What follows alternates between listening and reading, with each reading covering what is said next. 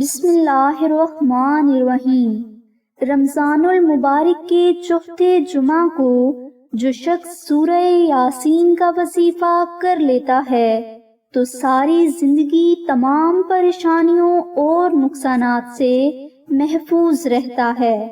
لہٰذا اگر آپ زندگی میں کامیابی اور ہر قسم کی رکاوٹ سے بچنا چاہتے ہیں تو سورہ یاسین کا یہ وظیفہ ضرور کر لیں۔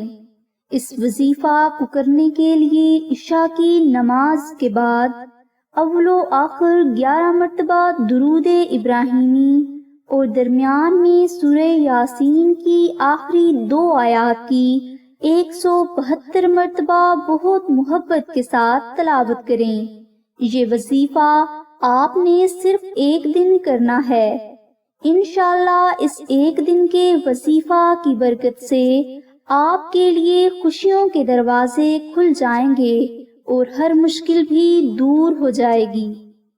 یہ وظیفہ بہت آسان اور مجرب ہے اور اس کو کرنے کے لیے کسی بھی قسم کی روحانی اجازت شرط نہیں، اس لیے آپ رمضان المبارک کے چوتھے جمعہ کو یہ وظیفہ ضرور کر لیں۔ دعا ہے کہ اللہ تبارک و تعالیٰ کی ذات حضور نبی اکرم صلی اللہ علیہ وآلہ وسلم کے صدقہ میں آپ کی سبھی نیک دعاؤں کو قبول فرمائے۔ آمین ثم آمین یا رب العالمین۔ الحمدللہ رب العالمین۔